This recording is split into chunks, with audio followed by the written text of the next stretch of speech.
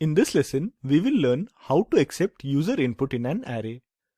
For this, we will write a very simple program which will accept n numbers from the user, store them in a single dimensional array, and print the array along with the sum of all the numbers. This n, that is, how many numbers the user wants to store, will also be provided by the user as an input. So let's switch to BlueJ and start writing this program. We will use the scanner class to accept input from the user, so let's start by importing scanner class. Next, we will create an object of this scanner class.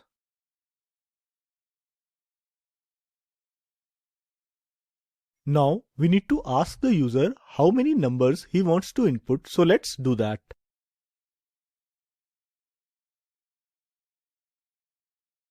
We have to store the n numbers that the user will enter into a single dimensional array. This means that the size of our array should be n.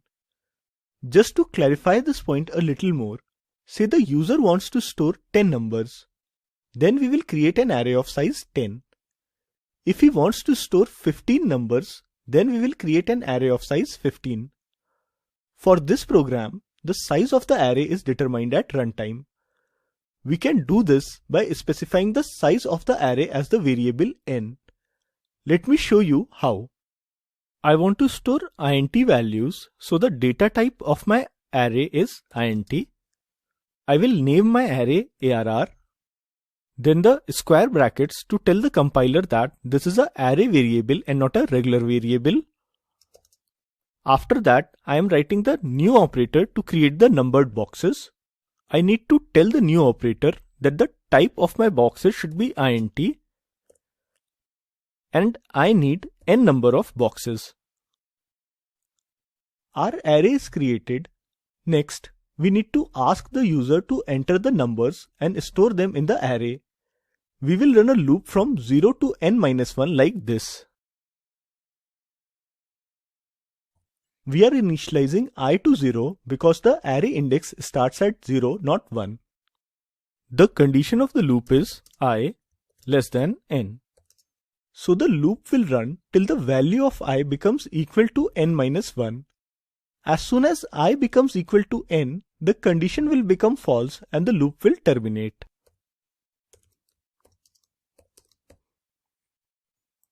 Inside the loop, I will accept the number from the user and store it in the array like this.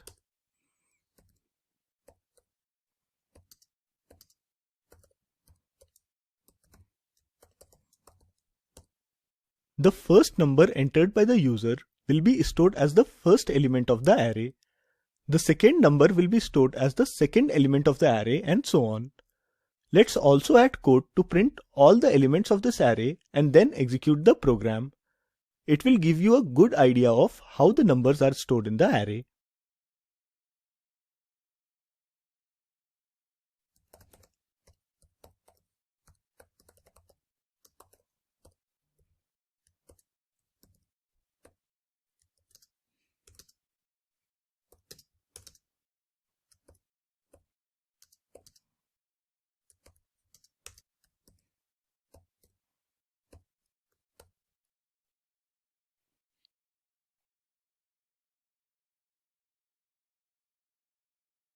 I want to enter 5 numbers. The numbers I am entering are 2, 4, 6, 8, 10. As you can see here, 2 becomes the first element of the array, 4 becomes the second element of the array, and so on. So far, we have accepted the numbers from the user and printed them. Only thing left now is to compute the sum of all these numbers. Let's do that too and complete the program. I am declaring a long variable sum here which will accumulate the sum of all the numbers. I have initialized it to 0. I have taken long as the data type of sum because the result of adding many int values may exceed the range of int and become greater than the maximum value that int can store. Inside the loop, I will add ARR of I to sum like this.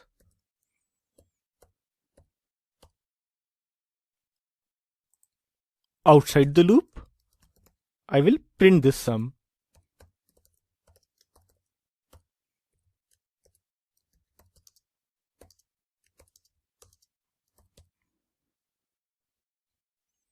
Our program is complete now. Let's execute it.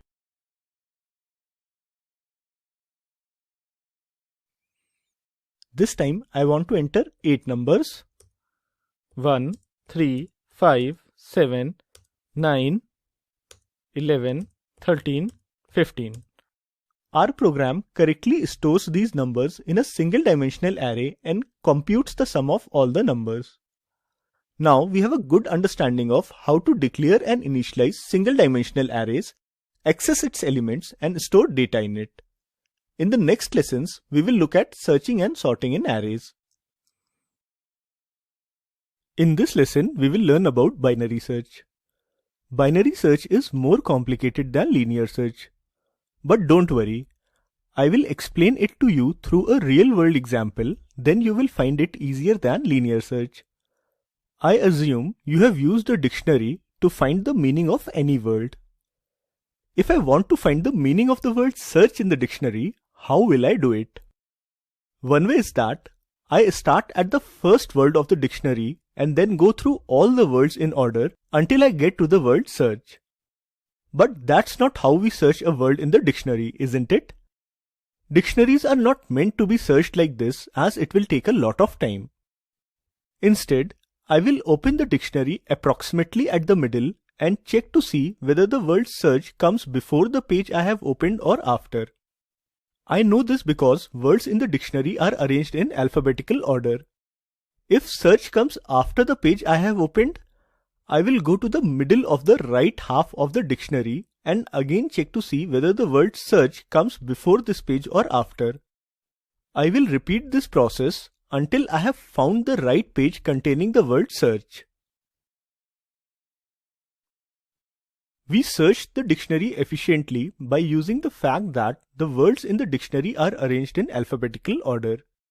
This method of searching is very similar to binary search that we are going to learn about. The precondition to using binary search is that the array should be sorted. Let's take the same array that we used in linear search and arrange its elements in ascending order. Like linear search, here too, we want to check if 7 is present in the array or not using binary search. In the first step, we will compare 7 with the middle element of the entire array. To find the index of the middle element, we use the formula start index, which is 0, plus end index, which is 4, divided by 2. This gives us the index of middle element as 2. Let's compare 7 with the middle element. The middle element 5 is less than 7. As the array is sorted in ascending order, it is guaranteed that the elements to the left of 5 are equal to or less than 5. So we can safely rule out this first half of the array from beginning till index 2. 7 cannot be present in this half. Instead, we will focus on searching for 7 in this part of the array. We will find the middle element of this part.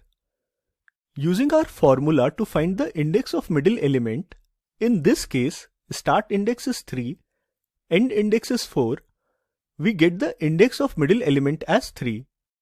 Let's compare 7 with element at index 3. We found 7 at index 3 in the array, so our search concludes successfully. Using binary search, we found 7 in just 2 steps, whereas with linear search, it took us 4 steps to find 7. So binary search is faster than linear search. But this speed comes at a cost. The array should be sorted before we can perform binary search on it, whereas linear search works on sorted and unsorted arrays both. Now that we have a basic understanding of binary search, let's look at its Java program in BlueJ and understand its working. This is the binary search program. In this program also, I have used the same array that we used in linear search program. Just that in this program the numbers are sorted, as binary search needs a sorted array to function correctly. After that, we ask the user to enter the number he wants to search in the array. I am adding a few println statements. These will help in explaining the program. I will remove them after the explanation.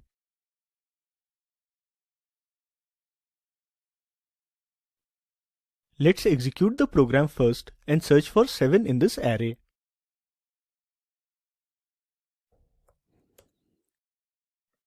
We got our output. Now we will go over the program and understand it in depth. We can visualize this array like this. Here we first declare a Boolean variable found, which we will use as a flag to indicate if the search was successful or not. We initialize it to false. After that, we declare two int variables L and H. L holds the starting index of the part of the array in which we will do the search, and H holds its ending index. In the first step, we take the middle element of the entire array. So L is initialized to 0 and H to the last index of the array, which is given by arr.length -1. Binary search happens in this loop. Note the condition of while loop. It is L less than or equal to H, which means that the while loop will keep iterating as long as the start index is less than or equal to the end index. If start index becomes greater than end index, it means that we have checked all the possibilities but haven't found the item. So the item is not present in the array. Next, we find the index of the middle element using the formula we saw earlier. M becomes 2. Skipping over these println statements that I added for explanation, we come to this if statement, which is checking if the middle element is less than the element we are searching for. The condition is true in this case as 5 is less than 7. So we want to search for our element only in this part of the array.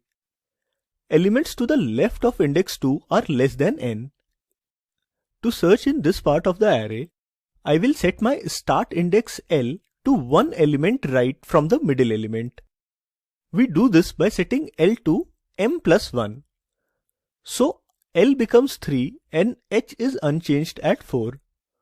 The other two conditions are skipped as this is an if-else-if ladder and one condition has already matched.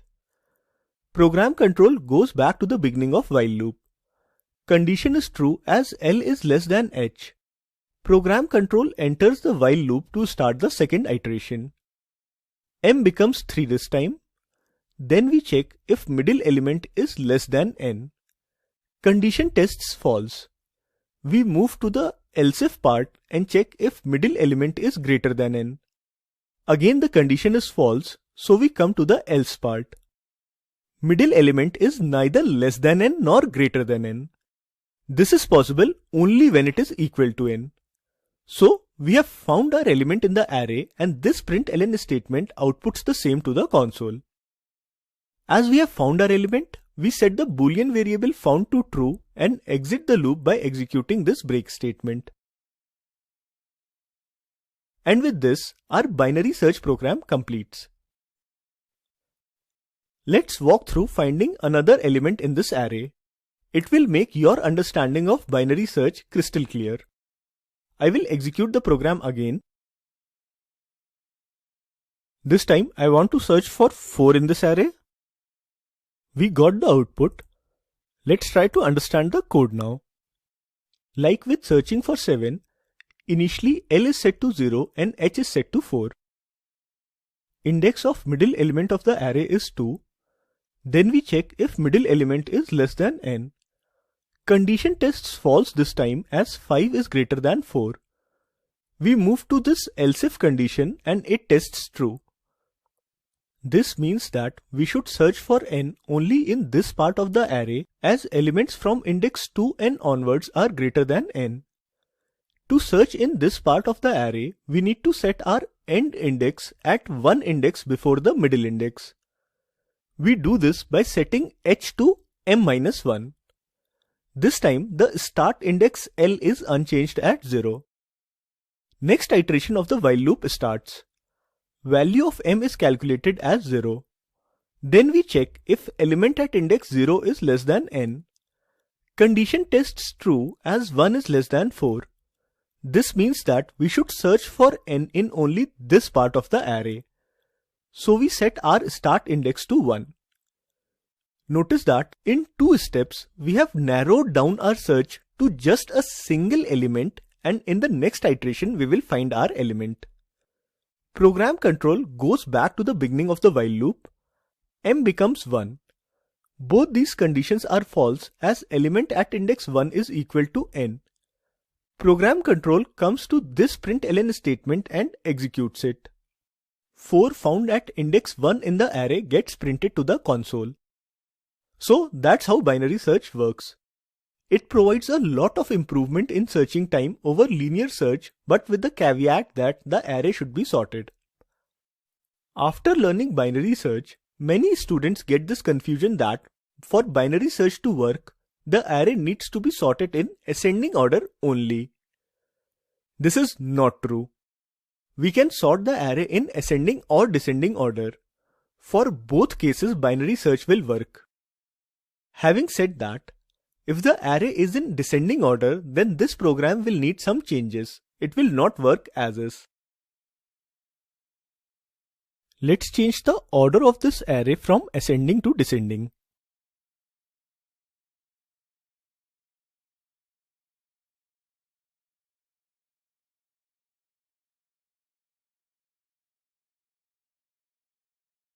If I execute the program now, it will give me incorrect output.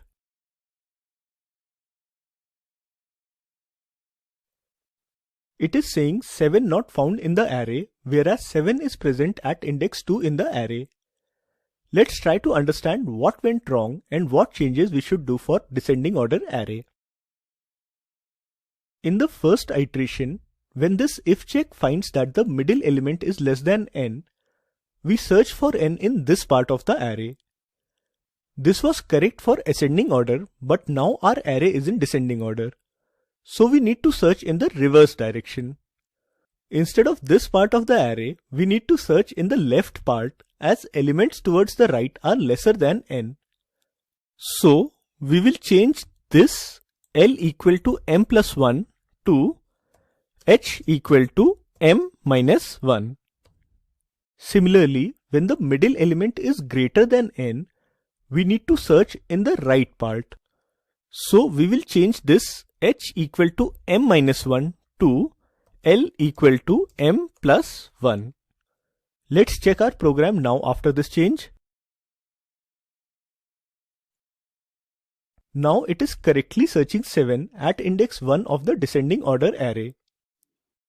Let's remove these extra println statements that we added for explanation and execute the program one final time.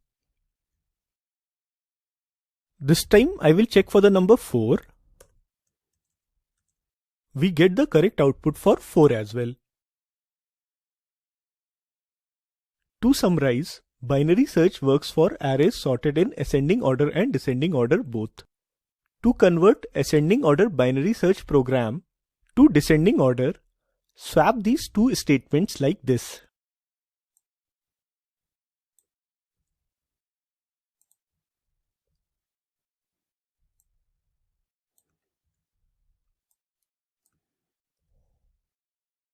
Let's run this program to make sure that descending order program is giving us the right output. Our program correctly found 4 at index 3 in the descending order array. We will conclude our discussion of searching in arrays by looking at the comparison of linear and binary search. We saw that there is no precondition for linear search. It works on both sorted and unsorted arrays, whereas binary search only works on sorted arrays. In linear search, we go over each element of the array and compare it against our target element until we find the element or we reach the end of the array. In binary search, we use the fact that the array is sorted. We don't check each element but divide the array into two halves and check for the element in only one of the halves. In general, linear search is slower as it requires more comparisons relative to binary search. With that, I hope now you have a good understanding of searching in arrays. Next, we will start discussing sorting in arrays. Linear search is straightforward and simple. Let's say this is our array and we want to check if 7 is present in the array or not. In linear search, we start at the beginning of the array and check to see if the first element is the element we are looking for. If it is, we are done. If it isn't, as is the case here, we move to the next element in the list. We repeat this sequence until we have found our item. Or we reach the end of the array and know that our element is not present in the array. In this case, we found 7 at index 3 in the array in 4 steps. Remember that it took us 4 steps to find 7 in the array. We will come back to this point when we will discuss binary search and compare the number of steps needed in both the algorithms. Let's see an example of the element not present case also. 6 is not present in the array. We check each element of the array until we reach the end.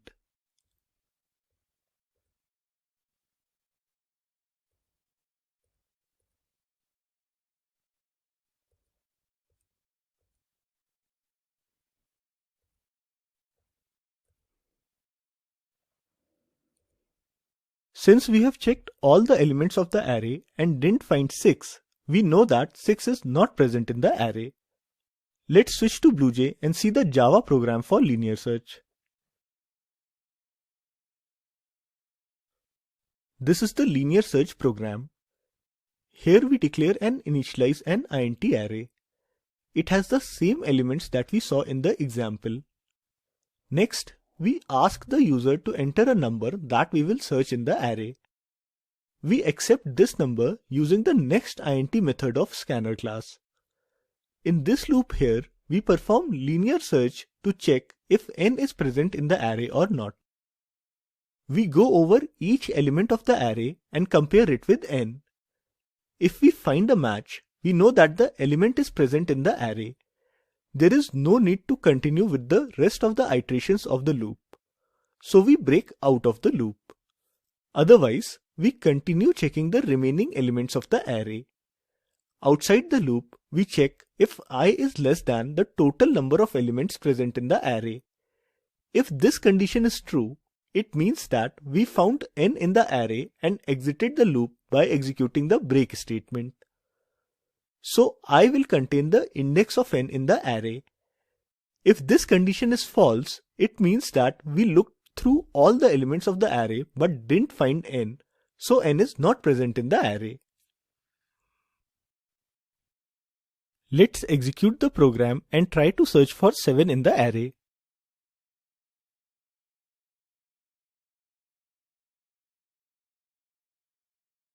After accepting the number from the user and initializing I to 0, program control comes to the for loop. In the first iteration, the first element of the array, which is 1, is compared to 7. As they are not equal, the condition is false. Break statement is not executed and program control goes back to the beginning of the for loop. I is incremented to 1. As I is still less than 5, second iteration of the for loop starts. The second element of the array, which is 8, is compared to 7. They are not equal. Loop enters its third iteration. The third element of the array, which is 4, is compared to 7. Not equal. Fourth iteration begins. Fourth element of the array is 7. It is equal to n, so the condition becomes true and program control executes the break statement. Program control moves out of the loop to the if statement. The value of I is 3 and arr.length has a value of 5, which is equal to the number of elements in the array. If condition is true, this println statement prints 7 found at index 3 in the array. Now let's see the case when the number is not present in the array. I will execute the program again. This time I want to find 6. My program correctly tells me that 6 was not found in the array. That was linear search.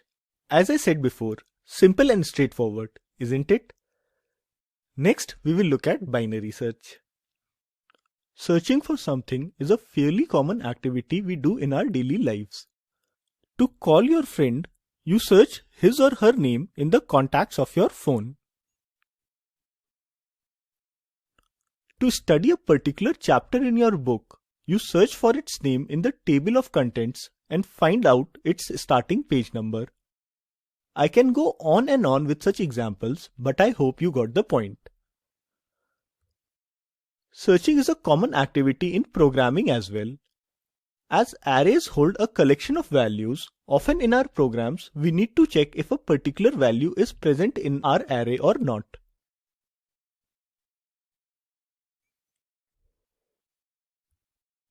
There are many ways to search an array. In this course, we will look at two of them, linear search and binary search, as that's what ICSE has mentioned in the syllabus.